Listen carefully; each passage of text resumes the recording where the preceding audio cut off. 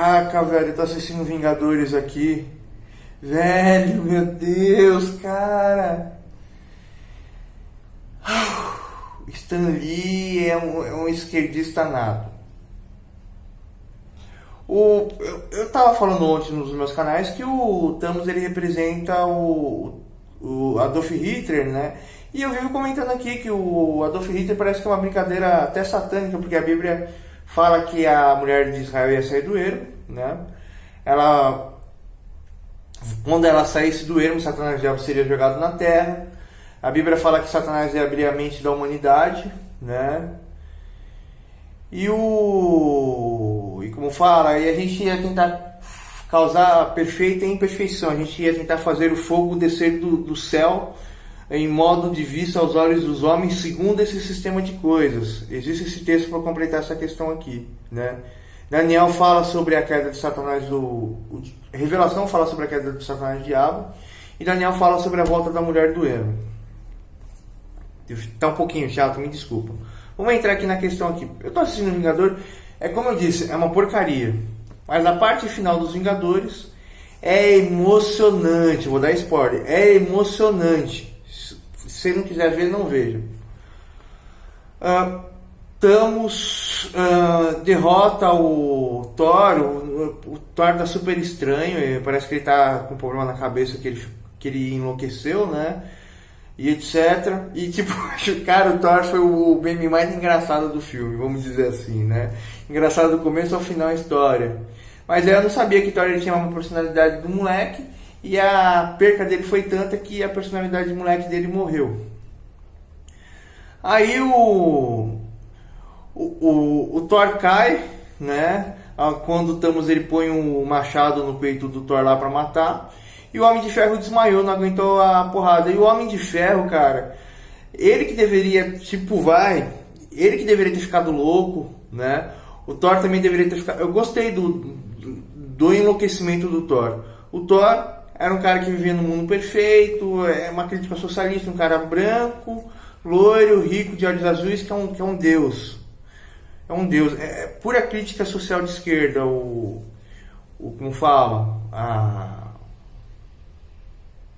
Como fala a Marvel. Espero que a DC não tenha essa politização. E cara, eu esperava que a Capitã Marvel aparecesse no filme e tal, e etc, mas ela não apareceu.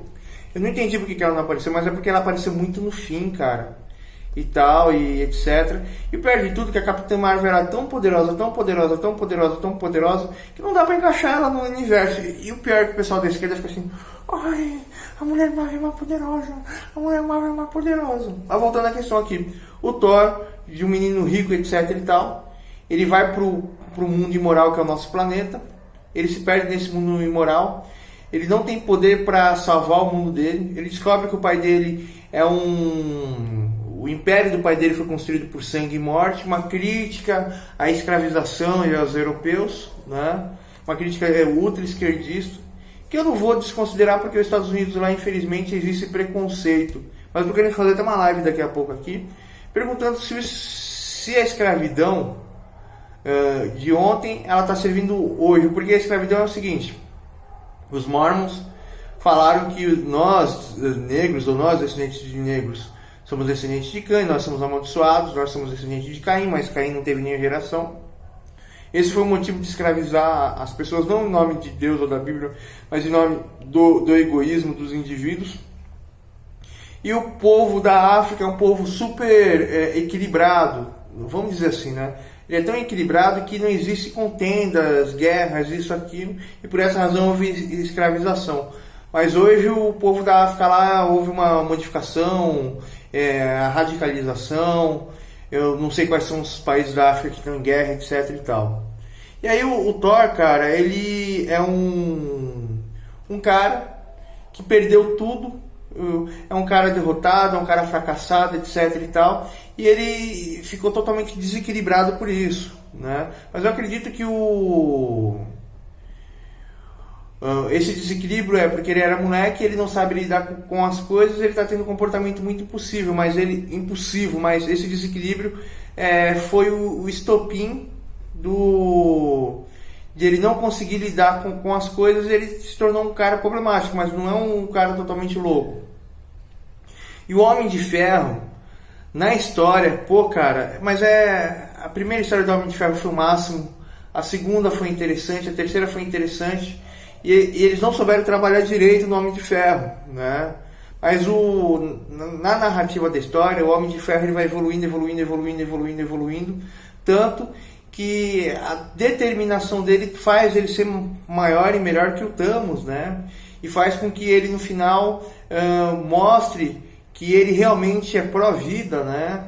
É diferente do Thanos, que representa o nazismo. E voltando à questão aqui no nazismo, Adolf Hitler, ele é judeu, ele é filho de judeu por parte de mãe e de pai, tem sangue negro, né? Ele odiava o sangue dele, eu odiava o povo dele e a cultura dele, o meu povo e a minha cultura, que eu amo, né? Porque ele foi humilhado, ele não tinha perspectiva nenhuma de vida, e ele se radicalizou, né? E ele utilizou as pautas de esquerda para tentar trazer um mundo melhor, mas o que ele fez foi um fascismo junto com a questão eugênica, que tanto os Estados Unidos têm, a Europa tinha, etc e tal. Não sei se a Europa deve ter indivíduos com ideias eugênicas, os Estados Unidos tinham ideias eugênicas na Primeira e na Segunda Guerra Mundial. Os negros sofreram muito nos Estados Unidos e devem sofrer até hoje lá, né? Mas os negros lá tiveram a oportunidade de trabalhar e de se tornar ricos, diferente daqui do povo brasileiro, que não são os negros que são pobres, mas os descendentes de portugueses como eu e vocês, né? Portugueses, índios, etc. E aí como eu posso dizer para você, o Guerra Infinita, cara, ele é uma tentativa de, como eu posso dizer para você, de toda a pauta esquerdista, todo o questionamento esquerdista, mas só que um tom não comunista e socialista que pega aqui no Brasil, mas naquele tom bonito que eles fazem, naquele tom... esqueci qual que é o tom que eles são. Eles não são esquerdistas, eles não são nem comunistas nem socialistas, eles são liberais. Eles são liberais. E tipo... voltando à questão aqui, o Thanos, ele representa o Adolf Hitler, e aí depois ele viu a derrota dele, ele se tornou ainda muito mais radical, e o Hitler, ele se tornou radical pela derrota dele, e isso prova que o radicalismo não leva a lugar nenhum. Radicalismo é um comportamento autodestrutivo, etc. Eu fiz uma análise, aqui tem um baita de um vídeo explicando sobre o Guerra Infinita, né? E esse daqui é o Vingadores Ultimato. Depois vocês procuram lá a minha opinião do Guerra Infinita no meu perfil do Face, ou até nesse próprio canal aqui, eu acho que está no Profeta. E aí o Thanos, ele representa Hitler e representa Deus ao mesmo tempo. Mas isso só me ficou claro, né?